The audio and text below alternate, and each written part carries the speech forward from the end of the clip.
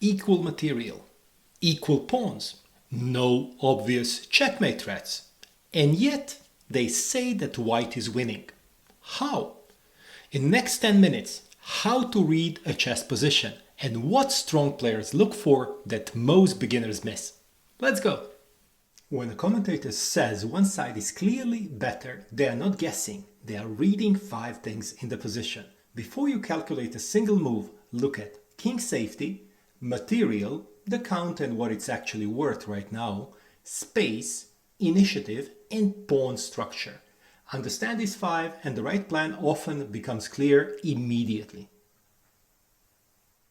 The most important factor in any position.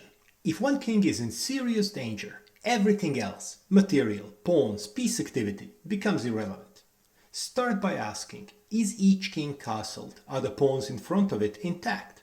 Does the opponent have attacking pieces nearby? A king in the center with open files around it is in danger even if no attack has started yet. The danger is structural. It will become a real attack in the next few moves if nothing changes. In the diagram below, Dubov is chasing the opponent's king around the board. Dubov as white is a rook down but is still winning.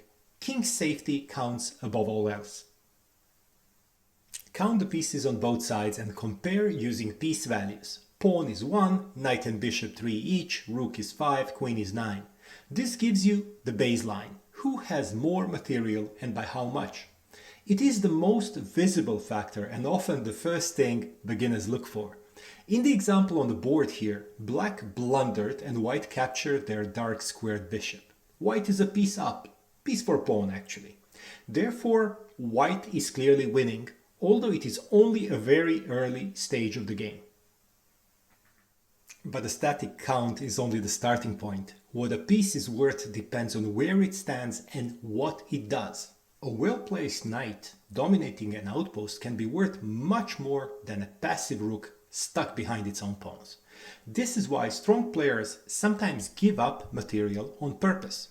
In the game from the diagram, Giri as white is an exchange and 3 pawns up, so he should be better, right? Wrong. He is playing without his 2 cornered rooks. They do not participate in the game at all. In fact, white got checkmated here without moving his rooks at all. Unused or stuck pieces are irrelevant, and pieces dominating the position can be worth more than their usual value, even worth an exchange sacrifice sometimes. Which side controls more central and territorial squares, measured roughly by how far pawns have advanced without becoming weak? More space means more room for pieces to maneuver. The cramped side often struggles to find good squares even for objectively active pieces. Look at the example here. Both kings are safe, equal pieces on both sides. And yet one side is much better. White has much more space. Black can barely move without losing serious material. Who is dictating the pace of the game, forcing the opponent to react rather than execute their own plan? This is what top-level games are often decided by. Being 1 or 2 moves ahead in development or having just made a threat the opponent must answer right now. The side with initiative is choosing what happens next. The other side is only responding to it. In the example here, opponents castled on opposite sides. White's attack is faster and they are obviously having the initiative. In this position, that means they are also better. Black has to defend and react only for now. Pawns cannot go backwards. Their weaknesses are permanent, which makes pawn structure the most long-term factor in any evaluation. Passed pawns are advantages. A pawn that cannot be stopped by an enemy pawn is a potential queen. Isolated, doubled or backward pawns are weaknesses that require pieces to defend them, reducing those pieces' activity. Let's check the example here. There are no differences in material, space, king safety or initiative. And yet white is winning due to superior pawn structure. Defended passed pawn on c5 is unbeatable. White king can't penetrate the king side or the center and win a pawn or 2, while black king needs to keep an eye on the c5. 5 elements, but no scoreboard. You do not count who wins more categories. In any position, one element usually dominates the rest. A king in danger outweighs everything. A crushing space advantage can matter more than a missing pawn. Reading a position means finding which element is loudest, no totaling all five. 3 examples next. The first example. How do you read this position? What is the most important thing? Well, it is, of course, the knight at d3.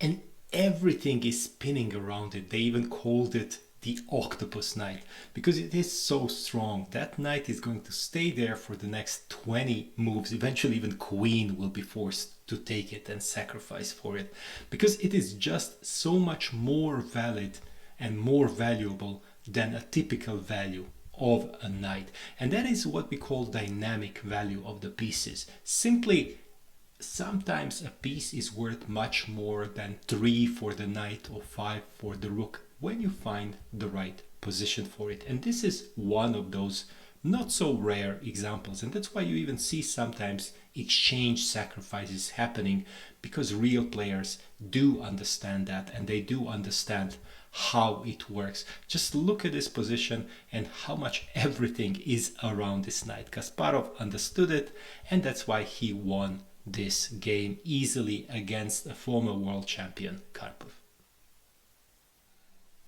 What is the most important element in this position? Of course, the space. We look again at that famous Capablanca to Trebal position. Trebal didn't want to open the position too much because Capablanca is known for exploiting small differences, but then got into different type of trouble. He has no moves left. He can play left and right, but he's completely lost.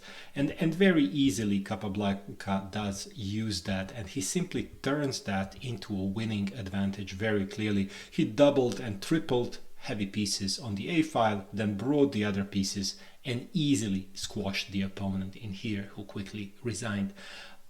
Surplus of space is one of the main elements. It doesn't happen maybe as often as all the others, but it is very critical. The first 2 examples were very clear and straightforward. So one element was dominant in the position. And what about here? If you ask Taras, who is black in here, he would say that his queenside progress is clearly dominant. And if you ask Pillsbury, who is white, he would say, well, of course, it is his kingside attack. And there is no right or wrong answer. There's just who makes it right, who makes it work faster. And in this case, it was Pillsbury, and he managed to win. But that doesn't mean that kingside attack in any way trumps anything else. Nope, it's simply, in this case it worked, in some other it would be something else. But the evaluation is sometimes a bit vague. You can now read a position. In the next video, I cover chess calculation in plain English, finding candidate moves, thinking ahead, and avoiding the most common mistakes beginners make. See you at the board.